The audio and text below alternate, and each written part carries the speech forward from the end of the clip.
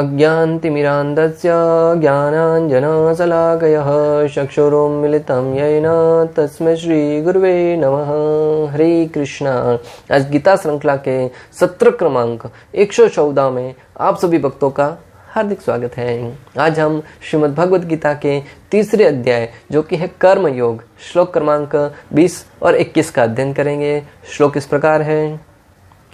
कर्मणेव हि संसिद्धिम् अस्थिता जनकादय लोक संग्रम एवापि संपश्यन्तुम कर्तुम अर्हसि। अर्थात जनक जैसे राजाओं ने केवल नियत कर्मों को करने से ही सिद्धि प्राप्त की, अतः सामान्य जनों को शिक्षित करने की दृष्टि से तुम्हें कर्म करना चाहिए। तब से भगवान पिछले श्लोकों से बता रहे हैं कि किस प्रकार नियत कर्म करने से व्यक्ति भगवत धाम तक जा सकता है, नियत कर्म करने से व्यक्ति अपने परम गति को प्राप्त कर सकता है। और पिछले वाले सत्र में हमने समझा कि हमारी परम गति क्या होनी चाहिए वो हम निश्चित करेंगे। भगवान अर्जुन को जब ज्ञान दे रहे थे कि तुम कर्म के द्वारा अपने परम गति को प्राप्त कर सकते हैं, तो अर्जुन के अंदर संशय उठता हुआ देखकर भगवान ने दृष्टांत भी दिया। हम अनेक बार किसी से बात सुनते हैं कि ये ऐसा करने से ऐसा होगा, ऐसा जीवन में कीजिएगा तो ऐसा होगा, परंतु हमारे मन में थोड़ी सी शंका आती है, क्या तुम्हारे पास कोई ऐसा प्रमाण है जिसने अपने नियत कर्तव्यों के द्वारा, जिसने ऐसा कार्य करने से ये वस्तु हासिल की हो? तो भगवान है, वो तो परमात्मा है, हर एक के हृदय में निवास करते हैं। उन्होंने अर्जुन के हृदय की बात को जान लिया, तुरंत कहा दिया कि दृष्टांत द्वारा कि जनक महाराज जो राजा थे, उन्होंने अपने नियत कर्मों के द्वारा राजा होते हुए भी, अपने राज्य का शासन करते हुए भी उन्होंने भगवत प्राप्ति करी। अपना नियत कर्म करते हुए उन्होंने अपनी परम गति को प्राप्त किया। तो अर्जुन के मन में प्रश्न हुआ कि अगर जनक महाराज थे, वो इतने महान थे, इतना सर्वश्रेष्ठ राजा थे, फिर उनको नियत कर्म करने की क्या आवश्यकता थी? क्योंकि पहले ही तो आपने कह दिया है कि जो सिद्ध पुरुष हैं, जिन जो आत्म साक्षात्कार में स्थित है, उनको नियत कर्म करने की आवश्यकता नहीं रह जाती। तो भगवान श्री कृष्ण यहाँ पर बता रहे हैं कि जो व्यक्ति जो सर्वश्रेष्ठ हैं, जो अपने पद पर आसीन हैं, वो अपने ऊपर आश्रित जनों को मार्गदर्शन करने के लिए जो वह कार्य करेगा, पीछे आने वाली पीढ़ी उनका अनुसरण करेंगे, इसलिए वो ऐसा कार्य करता है। जनक जैसे राजा स्वरूप सिद्ध व्यक्ति थे, अतः वे वेदानुमोदित कर्म करने के लिए बाध्य न थे।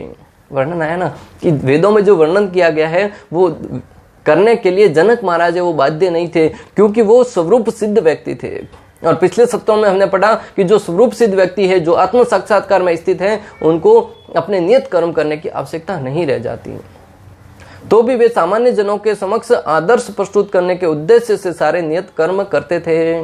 तो भी वे अपने दूसरों के समक्ष, सामान्य जनों के समक्ष दृष्टांत प्रस्तुत करने के लिए, आदर्श प्रस्तुत करने के लिए अपने नियत कर्मों को करते थे। राजा जनक 12 महाजनों में से एक थे, फिर भी अपने नियत कर्म करते थे। राजा जनक है वो 12 महाजनों में से एक है। 12 महाजन कौन है? भगवान कहते हैं कि ये 12 महाजन है वो ठीक ठीक मेरे बारे में थोड़ा बहुत जानते हैं। उन 12 महाजनों में भीष्म पितामह है, प्रहलाद महाराज है, भगवान श्री भोलेनाथ है, ब्रह्मा जी है, सतुष कुमार है, बलि महाराज है। ऐसे 12 महाजन है, भीष्म पितामह है, और उसमें से जनक महाराज है वो भी एक है। तो 12 महाजनों में से एक होते हुए भी वो भगवान के बारे में सब कुछ जानते हुए भी ऐसे कार्य कर रहे हैं ताकि लोगों के सामने दृष्टांत प्रस्तुत कर सकें। राजा जनक सीता जी के पिता तथा भगवान श्री रामचंद्र के ससुर थे, और भगवान के महान भक्त होने के कारण उनकी स्थिति दिव्य थी। किंतु चूंकि वे मिथिला के राजा थे, अतः उन्हें अपनी प्रजा को ये शिक्षा देनी थी कि कर्तव्य पालन किस प्रकार किया जाए। जनक महाराज है वो कोई एक पद प्राप्त नहीं किए थे, भगवान के महान भक्त तो थे, स्वरूप सिद्ध व्यक्ति तो थे, साथ ही साथ जिस जगत जननी, संपूर्ण सृष्टि की एकमात्र माता जानकी, माता सीता के पिताजी थे, और संपूर्ण सृष्टि, संपूर्ण ब्रह्मांड के अधिपति भगवान श्री रामचंद्र के ससुर थे। भक्तों, अगर हमारा दामाद थोड़ा सा भी धनवान होता है ना, बड़े गर्व से हम सीना चौड़ा करके कहते हैं कि ये मेरा दामाद है। अगर हमारी पुत्री जीवन में कुछ उत्कृष्ट कार्य करें, या हमारी संतान जीवन में कोई उत्कृष्ट कार्य करे, लोगों के सामने कुछ भलाई के कार्य करे, तो हम बड़े गर्व से कहते हैं, सीना चौड़ा करके कहते हैं ये मेरी संतान है। अरे संतान को तो छोड़िए, अगर आपके भाई का बच्चा है, या गांव का बच्चा है, या हमारे राज्य का भी बच्चा है, तब भी हम कहते हैं कि ये हमारे गांव का लड़का है, हमारे राज्य का लड़का है। अरे हमारे समाज का भी व्यक्ति हो ना, लोगों को उनकी प्रतिष्ठा को देखकर सीने में गर्व होने लगता है, ये पुरोहित समाज का लड़का है, ये माली समाज का लड़का है, ये फलानी समाज का लड़का है। तो यहाँ पे तो स्वयं राजा जनक थे, वो भगवान श्री रामचंद्र के ससुर थे और भगवान के ससुर थे और माता जानकी के पिता दोनों एक साथ थे। और ऐसा होते हुए भी वो अपने समाज के सामने जो मिथिला के राजा थे ना, वो अपना उत्तरदायित्व निभा रहे थे। अगर वो मिथिला के राजा थे और राजा का कर्तव्य होता है कि अपनी प्रजा है उनको सही मार्गदर्शन करें, तो मिथिला की प्रजा के सामने सही दृष्टांत प्रस्तुत करना चाह रहे थे, इसलिए उन्होंने अपने नियत कर्म कर रहे थे। भगवान श्री कृष्ण और उनके शाश्वत सखा अर्जुन को कुरुक्षेत्र के युद्ध स्थल में लड़ने की आवश्यकता नहीं थी, फिर भी उन्होंने किया। क्यों? उन्होंने जनता को यह सिखाने के लिए युद्ध किया कि जब सत्परामर्श असफल हो जाते हैं तो ऐसी स्थिति में हिंसा है वो आवश्यक हो जाती है। बच्चों, पिछले सत्र में हमने पढ़ा कि अहिंसा का हमें पालन करना है, परंतु कभी कभी हिंसा की भी आवश्यकता पड़ती है। यहाँ पर भगवान श्री कृष्ण और अर्जुन है वो दोनों हिंसा के रास्ते पर चल पड़े हैं। क्यों? क्योंकि जब सत्परामर्श जो दूसरों को सद ज्ञान प्रदान करते हैं और वो व्यक्ति सामने वाला नहीं मानता है, जब सीधी उंगली से घी नहीं निकले ना तो टेढ़ी करनी पड़ती है। जो अज्ञानी पुरुष है, जो दुराचारी पुरुष है, जो दूसरों के ऊपर अत्याचार करने की वृत्ति रखते हैं, उनको आप भले अच्छे से कितना ही क्यों ना समझा ले, परंतु उनके मति पर एक भी बात असर नहीं करने वाली। इस भौतिक संसार में जब सब लोग अगर आसानी से सुधर जाते तो फिर जेल बनाने की क्या आवश्यकता थी? अनेक प्रकार के सुधार ग्रह बनाकर भी उनको सुधारा जा सकता था। जेल में डालकर डंडे मारने की क्या आवश्यकता थी? क्योंकि जो दुराचारी व्यक्ति हैं, दुष्ट व्यक्ति हैं, वो कितना ही उनको क्यों न समझा लिया जाए, कितना ही ज्ञान प्रदान क्यों न किया जाए, फिर भी वो जब तक गलत कार्य नहीं करेंगे तब तक उनको शांति नहीं मिलेगी। भक्तों, एक समय की बात, एक व्यक्ति चोरी करता था, चोरी करने की आदत उसके अंदर बैठ गई थी और चोरी करता करता जीवन में अनेक प्रकार की चोरियां करी थी। परंतु एक बार वो किसी साधु से मिला और सत्संग की एक मंडली में निकल पड़ा। उसको अंदर चोरी करने की आदत थी, तो जब वो सत्संग में गया, एक जत्थे के साथ दर्शन करने के लिए देव यात्रा पे गया हुआ था, वहां पे सोचा कि इतना ज्ञान अर्जित किया है, चोरी कैसे कर सकता हूं, परंतु अंदर चोरी करने की जो भावना थी वो समाप्त नहीं हुई थी। उस अवस्था में उसने क्या किया, एक व्यक्ति का सामान दूसरे के पास रख दिया, दूसरे का सामान तीसरे के पास रख दिया, सबका सामान है वो उल्ट पुल्ट कर दिया। सवेरे उठ के देखा तो सब बोले अपना चोरी हो गया सामान, परंतु जब अंत में जाकर ढूंढा तो सबका सामान तो मिल गया, परंतु उस व्यक्ति ने हेराफेरी कर दी। तो मैं बताना चाह रहा हूं, जब तक उसको डंडे नहीं पड़ेंगे, जब तक उसको सरकार पुलिस द्वारा डंडे नहीं पड़ेंगे, तब तक वो नहीं सुधरने वाला। इस भौतिक जगत के जब साधारण व्यक्ति को ऐसे गलत कार्य करते हैं उनको दंड देना आवश्यक है। इसलिए भगवान श्री कृष्ण कह रहे हैं कि जब सत्परामर्श लोगों के बाद हृदय में, उनके मस्तिष्क में नहीं उतरे, तब उनको दंड की आवश्यकता पड़ती है। कुरुक्षेत्र के युद्ध के पूर्व युद्ध निवारण के लिए भगवान तक ने सारे प्रयास किए, किंतु दूसरा पक्ष लड़ने पर तुला हुआ था। अतः ऐसे सद्धर्म के लिए युद्ध करना आवश्यक है। कुरुक्षेत्र का युद्ध प्रारंभ होने से पहले भक्तों, भगवान श्री कृष्ण स्वयं ने इस युद्ध को टालने के अनेक प्रयास किए। स्वयं युधिष्ठिर महाराज का दूत बनकर दुर्योधन के राज्य में गए, हस्तिनापुर जाकर उनको सलाह दी कि इस युद्ध को टाल दो, अगर तुम 5 गांव देवताओं को प्रदान कर लेंगे तो देवता शांति से बैठ जाएंगे, युद्ध नहीं करेंगे। परंतु दुराचारी दुर्योधन है वो चिल्लाकर कहने लगा कि 5 गांव तो दूर की बात है, मैं सुई की नोक जितनी जमीन भी पांडवों को प्रदान नहीं करूंगा। भक्तों, जो लोग भगवान श्री कृष्ण पर लांछन लगाते ना कि श्री कृष्ण ने इतना सब खून खराबा कराया, श्री कृष्ण ने इतने लोगों की हत्या करवाई, उनको ये बात समझनी होगी, शास्त्रों को पढ़ना होगा कि भगवान ने तो हर एक अपनी तरफ से प्रयास किया था कि शांति स्थापित हो जाए, युद्ध है वो रास्ते से टल जाए। विदुर जी ने भी अनेक प्रयास किए थे, परंतु जो दूसरा पक्ष था, विपक्षी था, वो अपने इरादों पर कायम था, वो युद्ध करने पर ही तुला हुआ था, हर बात पर युद्ध की धमकी देता था। दुर्योधन ने तो यहां तक कर दिया भक्तों, एक साधारण सा कोई राजा होता है ना, वो भी शिष्टाचार को निभाता है, अपने राज्य में आए हुए दूत का अनादर नहीं करता है, परंतु दुर्योधन यहां तक गिर पड़ा भक्तों, उन्होंने भगवान श्री कृष्ण को बंदी बनाने का प्रयास भी किया। हालांकि वो अपने मसूमों में सफल नहीं हो पाया, परंतु उसने प्रयास किया कि भगवान श्री कृष्ण जो संपूर्ण ऐश्वर्य के अधिपति हैं, संपूर्ण सृष्टि उनके कब्जे में रहती है, उनको अपने कब्जे में करने का प्रयास किया, उनको बंदी बनाने का प्रयास किया। भक्तों, भगवान ने अपने कार्यों द्वारा उनको परास्त तो कर दिया, परंतु यहां पे सिद्ध मैं बताना क्या चाह रहा हूं आपको कि भगवान श्री कृष्ण ने युद्ध के पूर्व अनेक सत्परामर्श दिए थे जिससे युद्ध टल जाए। भीष्म पितामह ने अनेक प्रकार से, धृतराष्ट्र हो, दुर्योधन हो, अनेक प्रकार से उनको समझाया था, ज्ञान दिया था कि युद्ध इस शांति का रास्ता नहीं है। युद्ध छोड़कर पांडवों को आधा राज्य दे दो, पांडव भी सुखी से रहेंगे, तुम भी शांति से रहोगे।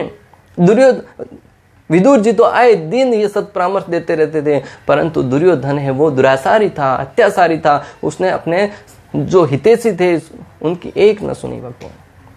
इसलिए युद्ध था वो अवश्य भावी हो गया और भगवान श्री कृष्ण और अर्जुन ने दुराचारियों को दंड देने के लिए कुरुक्षेत्र का युद्ध है वो सुना और युद्ध में अपने जो भी सद्धर्मी थे, दुष्ट थे, राजा थे, उनको सबको दंड देकर इस पृथ्वी को भार विहीन कर दिया, पापों से हल्का कर दिया। यद्यपि कृष्ण भावना भावित व्यक्ति को संसार में कोई रुचि नहीं हो सकती, तो भी वह जनता को यह सिखाने के लिए किस तरह रहना है और कार्य करना चाहिए, कर्म करता रहता है। जो कृष्ण भावना भावित व्यक्ति है, जो कृष्ण भक्त हैं, उनको जीवन में इस भौतिक जगत में किसी भी वस्तु में विशेष रुचि नहीं होती है, भगवान को छोड़कर किसी भौतिक जगत में आसक्ति नहीं होती है, परंतु फिर भी समाज के सामने दृष्टांत प्रस्तुत करने के लिए वो ऐसे कार्य करता है जिससे पीछे आने वाले लोग भी उनका अनुसरण करके उनको फॉलो कर सकें और अपने जीवन में सुख शांति से रह सकें। दूसरों के अनेक प्रकार के समाज में वर्ण पैदा हो, समाज में अनेक प्रकार की अशांति हो, असमानता आए, ऐसे कार्य का कारण नहीं बनना चाहता। भगवान श्री कृष्ण स्वयं अर्जुन से कहते हैं कि मैं अपने कार्य करने की मुझे कोई आवश्यकता नहीं है, फिर भी मैं अपने अच्छे से कार्य करता हूं। क्यों? लोग हैं वो मेरा आदर्श मानकर अपने जीवन में कोई गलत कार्य करने के लिए प्रेरित न हो जाएं। और किस प्रकार जो आदर्श हैं उनका पालन करते हुए व्यक्ति है वो जीवन में उनके ऊपर क्या प्रभाव पड़ता है, अगले श्लोक में हम समझेंगे। श्लोक क्रमांक 21 में यत यत आश्रिति श्रेष्ठः तद्देवेतरो जन स यत् प्रमाणम कुरुते लोकस्तद अनुवर्तते। महापुरुष जो आचरण करता है, सामान्य व्यक्ति उसी का अनुकरण करते हैं। वह अपने अनुचरणीय कार्यों से जो आदर्श प्रस्तुत करता है, संपूर्ण विश्व उसका अनुसरण करता है।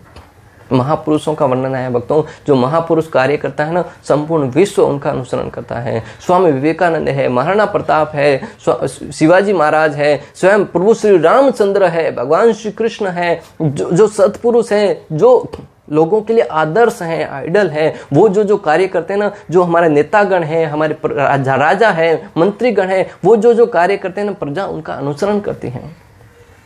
श्रील प्रभुपाद लिखते हैं कि जो राजागण है, जो मंत्रीगण है, उनको अपने जीवन में ऐसे कार्य करने चाहिए वो दूसरों को प्रेरित करने के लिए हो। आज के नेतागण हैं, आज के जो समाज में अपने आप को नेता बनाए बैठे हैं, वो ऐसे अनेक जघन्य अपराध करते हैं जिससे प्रजा भी उनका अनुसरण करते हैं। हम भी नेता बनेंगे और घूस खाकर अपने धन को बढ़ाएंगे और जीवन में इंद्रिय भोग करेंगे।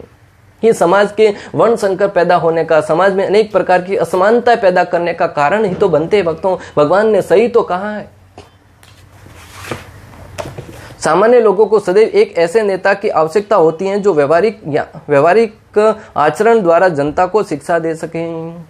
जनता को एक ऐसे नेता की आवश्यकता होती है जो अपने व्यवहारिक आचरण द्वारा जनता को यह संदेश दे सके कि जीवन में आचरण कैसा होना चाहिए।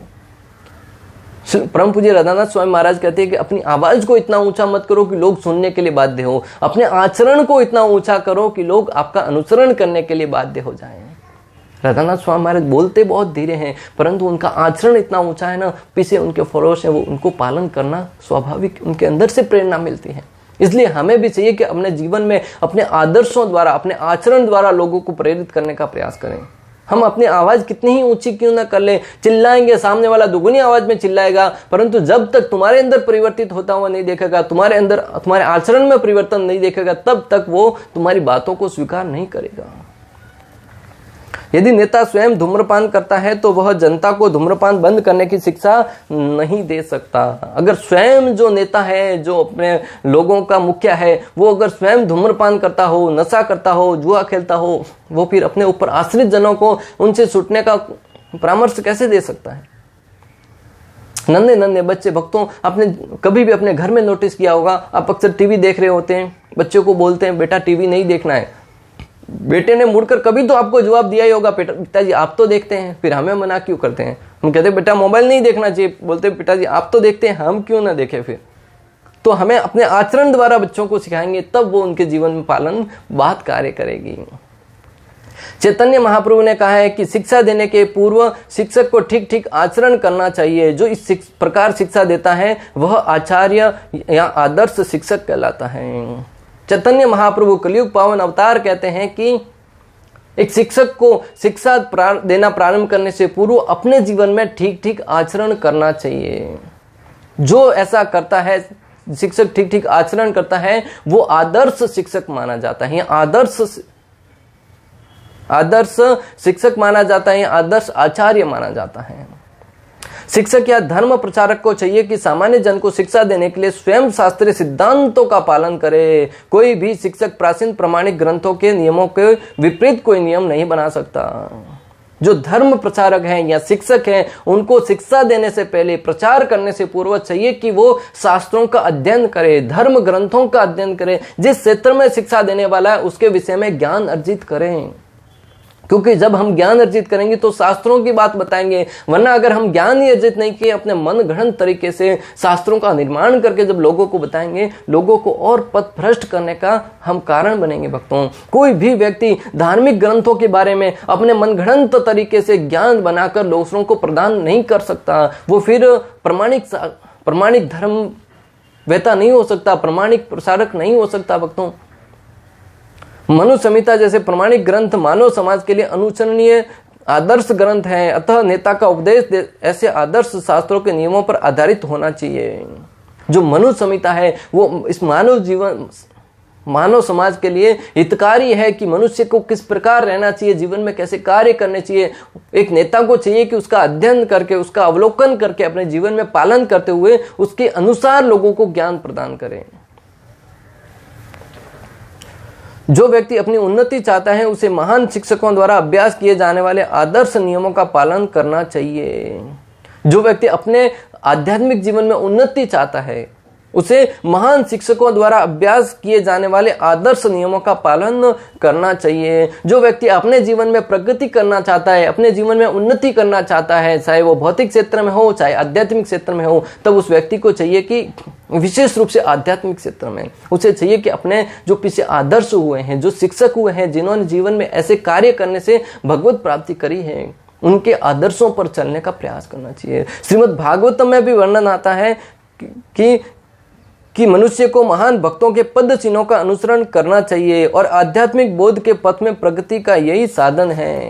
श्रीमद् भागवतम में भी वर्णन आता है, एक भक्त को चाहिए कि वो अपने आदर्शों के, जो आचार्य हुए, जो महान धर्म प्रचारक हुए, उनके आदर्शों पर चलने का प्रयास करें, उनके द्वारा बताए हुए नियमों को जीवन में पालन करने का प्रयास करें। हम भी जब भी कोई दृष्टांत देते हैं या जीवन में कोई कार्य करते हैं तो हमने आचार्यों के पुस्तकों में जो लिखा हुआ है, रूप गोस्वामी है, सनातन गोस्वामी है, श्रील प्रभुपाद है, भक्ति सिद्धांत सरस्वती ठाकुर है, भक्ति विनोद ठाकुर है, इनके जो शास्त्रों में जो वर्णन किया गया है, उन्होंने अपने जीवन में कैसे कार्य किए हैं, 6 गोस्वामीज हैं, उनको हम दृष्टांत मानते हुए उनके आदर्शों पर चलने का प्रयास करते हैं। और जो व्यक्ति अपने आचार्यों के ऊपर गर्व करते हुए, आचार्यों द्वारा प्राप्त शिक्षा है उसको जीवन का ध्येय मानते हुए, उसको जीवन का अपनी पूंजी मानते हुए जब जीवन में आगे कार्य करता है ना, वो व्यक्ति जीवन में सफलता प्राप्त करता है। हमें अपने आचार्यों पर गर्व होना चाहिए। भक्तों, परम पूज्य गौरांग प्रियापुरु जी बताते हैं कि हमने अपने आचार्यों के जो ग्रंथ हैं, जो शास्त्र प्रदान किए, उन पर हमें गर्व होना चाहिए। कितने महान महान आचार्य हुए। एक जज होते हुए भी भक्ति विनोद ठाकुर है, वो भगवान के महान भक्त थे और वो जीवन में कुछ समय के लिए आराम करते थे, पूरा दिन शास्त्रों का निरूपण करते थे। श्रील प्रभुपाद मात्र 2 घंटा सोते थे, पूरा टाइम शास्त्रों का निरूपण करते थे, भगवत प्रचार में लगे हुए थे। जब व्यक्ति 70 साल की उम्र में व्यक्ति है वो ऐसा प्रचार करता है, 75-80 साल की उम्र में ऐसा प्रचार कार्य करता है, मात्र 2 घंटा सोता है, तो हमें भी लज्जा आती है 10-10 घंटे सोते समय हमारे मन में ध्यान आता है, जरा सी लज्जा कर, जरा सी शर्म कर, तुम्हारे आचार्य रात भर जाग जाग कर प्रचार कर रहे थे और तुम इस निद्रा में सोया हुआ है, निद्रा की गोद में जाकर सोया हुआ है। तब हमें अपने अंधकार से, अपने जो निद्रा में जीवन है उससे बाहर निकलने की प्रेरणा मिलती है। हम भी अपने जीवन में से निद्रा कम करके भगवत कार्यों में उसको लगाने का प्रयास करते हैं। क्यों प्रेरणा मिली? क्योंकि हमने, हमारे आचार्यों ने ऐसे कार्य किए। हमारे जो आचार्य हैं जिन्होंने ऐसे जीवन में कार्य करके हमें पथ प्रदर्शन प्रदान किया है। भक्तों, चाहे राजा हो या राज्य का प्रशासन अधिकारी, चाहे पिता हो या शिक्षक, ये सब अबोध जनता के स्वाभाविक नेता माने जाते हैं। चाहे राजा हो या राज्य का प्रशासन अधिकारी, चाहे हमारे प्रधानमंत्री हो या मंत्रीगण हो, वो इस भौतिक जगत के, समाज के सामान्यतः नेता माने जाते हैं। चाहे पिता हो या शिक्षक हो, ये साधारणतया एक परिवार का मुखिया कौन होता है? पिताजी होते हैं। वो अपने पिता जैसा पिता कार्य करता है, परिवार है वैसा ही अनुसरण करता है, बच्चे भी वैसा ही कार्य करते हैं। हमारे राजा जैसा कार्य करते हैं, प्रजा भी वैसे अनुसरण कार्य करते हैं। तो जो राजा है, पिता है, वो अबोध जनता के एक नेता के रूप में माने जाते हैं, पथ प्रदर्शक के रूप में माने जाते हैं। इसलिए इन सबका अपने आश्रितों के प्रति महान उत्तरदायित्व रहता है। अतः इन्हें नैतिक तथा आध्यात्मिक संहिता संबंधित आदर्श ग्रंथों से सुपरिचित होना ही चाहिए। जो ऐसे पथ प्रदर्शक हैं वो इस अबोध जनता के पथ प्रदर्शक होते हैं और जनता है वो उन पर आश्रित रहती है। इसलिए उनको चाहिए कि जनता को अपने लिए न सही, जनता को मार्गदर्शन करने के लिए, जनता को सही रास्ते पर ले जाने के लिए उसे धर्म ग्रंथों का अध्ययन करना अनिवार्य है। जैसे भगवत गीता है, भागवतम है, मनु संहिता है, नीति शास्त्र है, विदुर नीति है, ऐसे अनेक शास्त्रों के बारे में जब वो पढ़कर अपने जीवन में उसका आचरण करता है ना, पीछे आने वाली पीढ़ी उसका अनुसरण करेगी। और उसके अनुसरण करते हुए जब वो जीवन में सफलता प्राप्त करेगा, उसका कारण कौन बनेंगे? वो नेतागण बनेंगे, पिता बनेगा, वो मंत्रीगण बनेंगे। और जब नेतागण है, मंत्रीगण है, पिता है, वो स्वयं गलत कार्यों में लिप्त रहते हैं, तो फिर उनके पीछे अनुसरण करने वाले क्या सीखेंगे? एक समय की बात भक्तों, एक परिवार में पिता घर में कुछ काम कर रहे थे, तभी बाहर बेल बजी। बच्चा, नन्हा सा बच्चा घर में था, 5 साल का बच्चा भागा भागा दरवाजा खोलने के लिए गया। बाहर खड़े अंकल ने कहा कि बेटा आपके पिताजी को बुलाइए। बेटा भागा भागा कमरे के अंदर आया, पिताजी से कहा कि बाहर कोई अंकल बुला रहे हैं। पिताजी ने कहा बेटे से, तुरंत आव देखा न ताव देखा, तुरंत बेटे से कहा कि बेटा जाकर अंकल से कहो कि पिताजी घर पे नहीं है।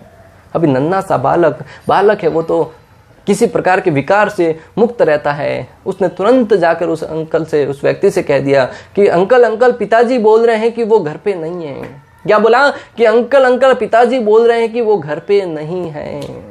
अंकल तो समझ गए कि पिताजी ने कहा है झूठ बोलने के लिए। भक्तों, मैं यहाँ पे जो आपको बताना चाहता हूँ सिद्धांत, वो ये है कि अगर पिता अपने बच्चों को चाहता है कि बच्चा झूठ न बोले, और हम ऐसे तो कहते हैं बेटा झूठ नहीं बोलना चाहिए, झूठ बोलना बुरी बात है, परंतु जब वही पिता अपने आचरण द्वारा क्या सिखा रहा है? बच्चे को झूठ बोलना सिखा रहा है। भक्तों, वो तो उस पिता की कहानी थी। आप और हम भी जीवन में कहीं न कहीं अनेक बार अपने बच्चों को ये न केन प्रकारेण झूठ बोलने के लिए प्रेरित करते हैं। चाहे वो ट्रेन के अंदर टिकट लेने की बात हो, बच्चा 6 साल का होता है, हम बच्चे को ये सिखाते, रटवा देते हैं घर पे 1 घंटे के लिए कि टीटी बार जब वो टिकट चेक करने के लिए आएगा तब बोलना कि मैं 4 साल का हूं, मैं 5 साल का हूं। भक्तों, मैंने अपने स्वयं की आंखों से ऐसा दृश्य देखा। जब ट्रेन में जा रहे थे, एक व्यक्ति आया, उसकी मम्मी के साथ एक छोटी सी गुड़िया थी। जब टिकट चेक करने के लिए आया, दोनों को टिकट चेक किया। बेटी से बोलने से पहले ही माता पिता ने कह दिया ये 5 साल की है। तब बेटी पीछे से बोल पड़ी, नहीं अंकल मैं तो 6 साल की हूं। बेटा स्वाभाविक है, निर्मल हृदय होता है। वो क्या जाने, उसने कह दिया। उसकी मां ने तुरंत उसको चिमटी काटी, बोले चुप हो जा। फिर अनेक प्रकार के दृष्टांत देकर उन्होंने ये साबित तो कर लिया कि वो बेटी 5 साल की है। और उसके जाने के बाद जो डांटने लगी, तुमको कितनी बार सिखाया था, तुमको कितनी बार समझाया था कि तुम वहां पे 5 साल बोलोगी। वो बेटी बोली कि मैं तो 6 साल की हूं, फिर 5 क्यों बोलूं? स्वाभाविक है, बच्चा है, वो अपनी स्वाभाविक उम्र बताने में गर्व करता है। हम अपनी उम्र छुपाने में गर्व करते हैं। बच्चा है वो स्वाभाविक अपनी हर एक बात बताना चाहता है। भक्तों, मैं आपको जो बताना चाहता हूं, वहां पर मात्र 500 रुपए के टिकट के लिए बच्चे को झूठ बोलने के लिए प्रेरित किया गया।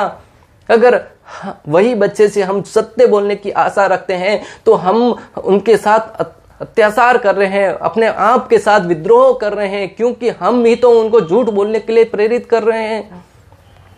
इस प्रकार इस श्लोक क्रमांक 20 और 21 में भगवान श्री कृष्ण है वो अर्जुन को बता रहे हैं कि जो जो महान पुरुष कार्य करके जाते हैं, पीछे आने वाली पीढ़ी उसका अनुसरण करती है। इस श्लोक से हमें जो सिद्धांत सीखना है भक्तों, वो ये कि आप और हम भी जीवन में ऐसे कार्य करें जैसे हमारे पीछे आने वाले दृष्टांत दूसरों को प्रेरित करने के लिए हो, मात्र अंदर अनेक प्रकार के गलत कार्य करने के लिए प्रेरित ना हो, अच्छे कार्य करने के लिए प्रेरित हो।